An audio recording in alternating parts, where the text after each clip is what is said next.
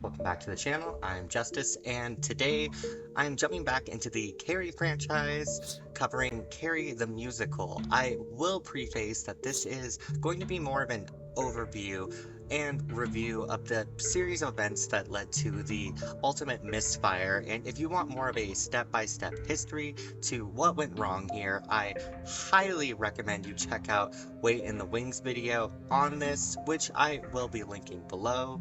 It's about an hour long, and it is extremely insightful about the very messy steps that were led to the show's eventual downfall, and then its resurgence. Anyways though, let's dive right on in. Carrie's Fateful Night at Prom is one of these stories almost everyone knows. Stephen King's debut novel was a bestseller when it dropped, and the 1976 film only cemented his place as a master of horror that much more.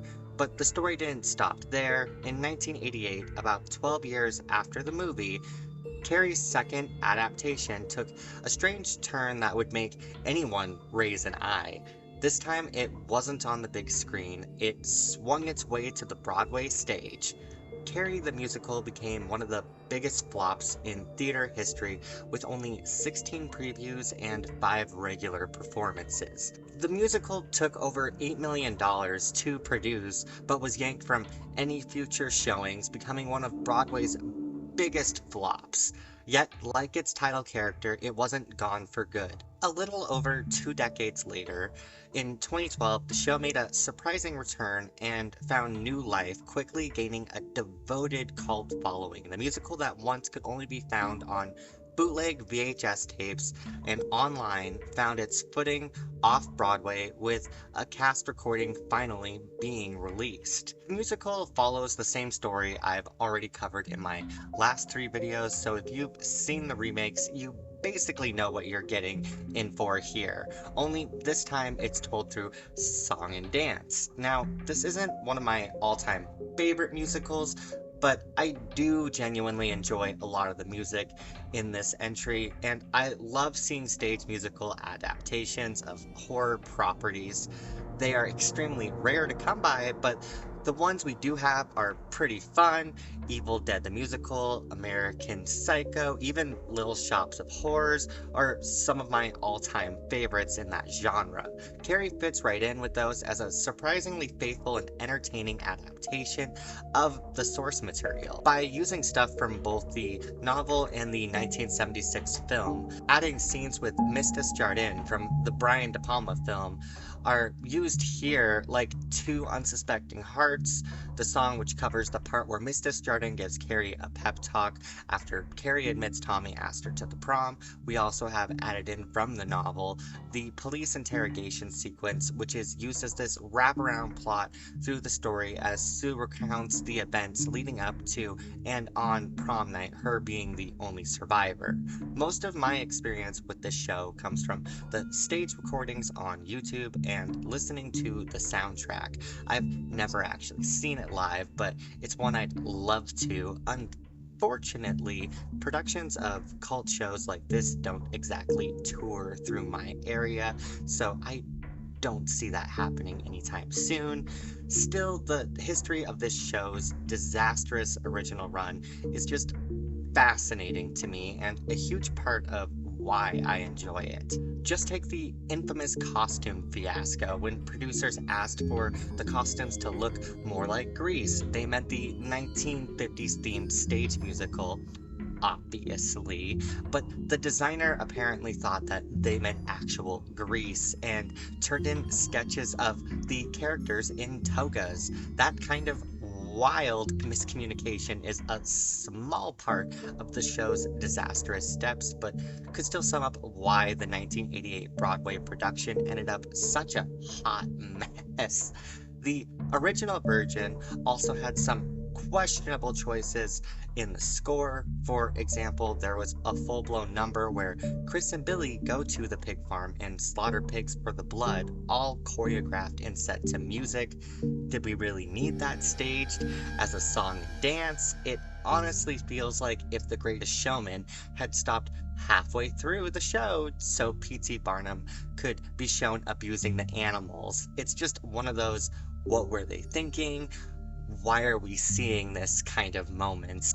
Thankfully, the 2012 off-Broadway revival cut the excess. If the show had been the version Broadway got back in 1988, the reputation of Carrie the Musical would probably be a very different story today. A lot of the songs from the revival still stick in my head, and I think they highlight just how much potential this material actually has. Some real standouts for me would be The World According to Chris, which gives more backstory and depth to Chris Hargensen, and it actually humanizes her while still showing how cruel she can be, all wrapped in this like snappy pop style anthem.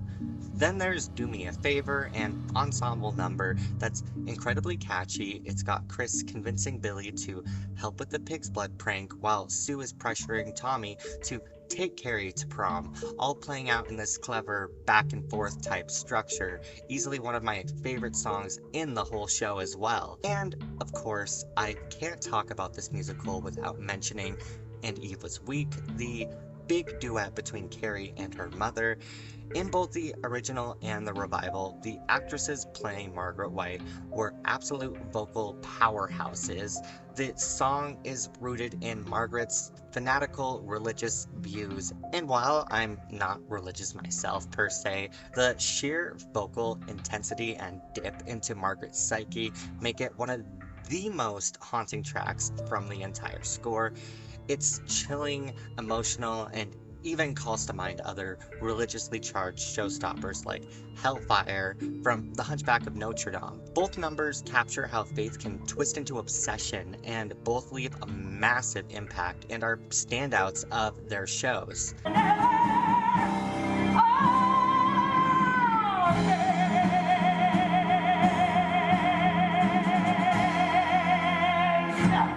Now, if you've seen my other videos, you already know we can't talk about Carrie without talking about the climactic prom scene. Every version of this story lives or dies on how it handles that moment, and in the original 1988 Broadway production, the approach was very different compared to later revivals. Instead of them dumping actual stage blood onto Carrie, they used lighting effects for the stunt. A red spotlight would shine down on her, signaling to the audience that the pig's blood had dropped, and that was it. No liquid and no stunt, just a wash of color. Some modern productions still take that route for practicality's sake, since dropping the fake blood can make a mess and cause a hazard for the actors, but others have leaned into the spectacle by actually dumping fake blood on the actress.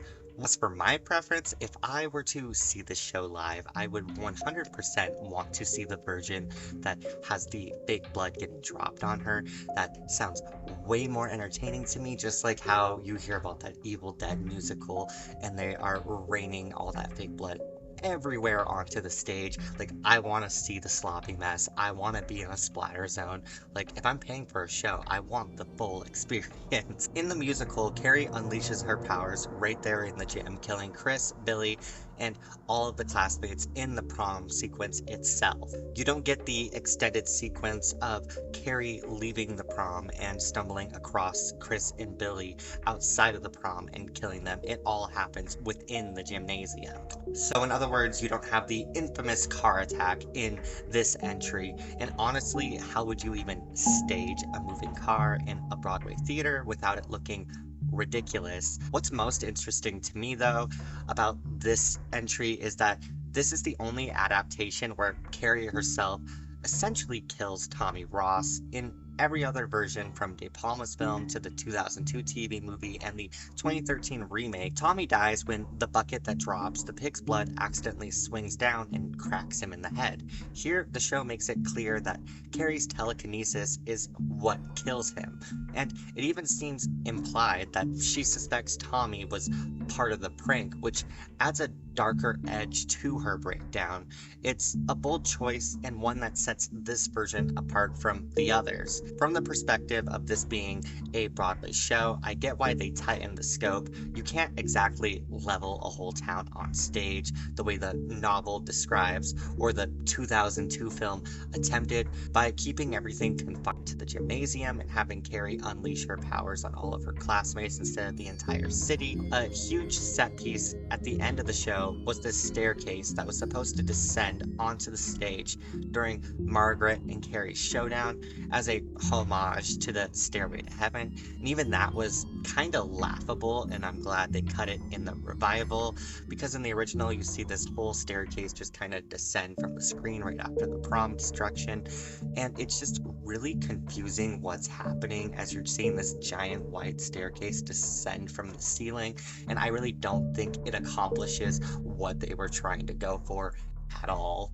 And just like in the novel, Carrie stops her mother's heart with her mind because, again, how would one pull off the iconic crucifixion from the De Palma film on stage? Now, another project I feel the need to mention, and it's kind of unfortunate. If you guys saw my Heather's ranking video, you know I included this in there as well, but Riverdale did a musical episode using music from this show, and mind you, any perspective I have from Riverdale now is from that Heather's episode and now this one, so I have no clue what's happening story-wise in this series whatsoever. The biggest thing I noticed is Madeline Pesh, who plays Cheryl. She is the lead actress in those new Strangers movies that everyone hates, and hot take, as bad as that first one was, I kind of loved how stupid it was. Like, hide the pitchforks, please. I can't even tell you if this woman has a good singing voice, because in this episode, she initially is supposed to play Carrie in the show, and the autotune they use for her is extremely cringe. In fact, a lot of the dialogue in this episode is extremely cringe as a whole. I was wrestling with some dark, Carrie White-like demons. And I'm so sorry.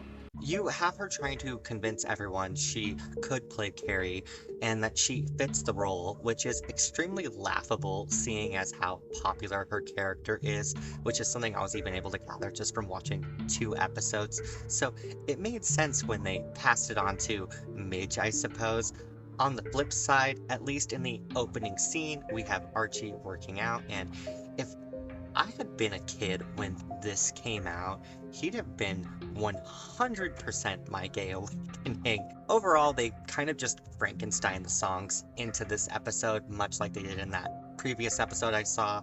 And though I will admit, I think they did a better job here, I still wasn't much of a fan, and I just think this show is just extremely not made for me, and that's okay. My generation had Pretty Little Liars, and the next had Riverdale. I fully get it. So unless you're a diehard teen drama fan or an utter Carrie franchise completionist, I really don't think there's much need to watch this episode. I will give credit where credit is due though, and the actress who plays Betty does a fantastic job singing The World According to Chris, even if the choreography and the added sound effects were not really giving during the scene. I'd say I'm done with this series, but eventually I'll cover American Psycho, and by golly, of course Riverdale did an episode for that musical too, so lucky me, I guess. To cycle back to the original production though, for a Carrie story, it carries a lot of heart, no pun intended, and you can see the passion in the project, and just reading interviews with the creators, you can tell that they thought they were creating something special. Ultimately though, the production was far too big for its britches, and that's a huge part of the reason why I think the original run on Broadway flopped so massively. I don't think this is a perfect musical by any means. There are plenty of songs I didn't even talk about in this video that are skips for me that I don't find that interesting or entertaining, but overall it's still a pretty fun show. If I had the opportunity to go see it, I would 100%, if only for the extremely interesting history behind this show. But with that all out of the way, that's going to wrap up my thoughts on Carrie the Musical. You should let me know what you liked about it, if you think that it was a total flop, or if they managed to redeem themselves all these years later when they redid the songs and story. I would love to hear what your guys' thoughts are right down below. And if you're not subscribed to this channel yet, and you want to catch my final video in this series where I'll be covering The Rage Carrie 2, then click that subscribe button. I'd love to have you. I cover everything and anything horror on this channel. But with that all out of the way, this has been Justice, and I really hope to catch you guys on the next one. Take care.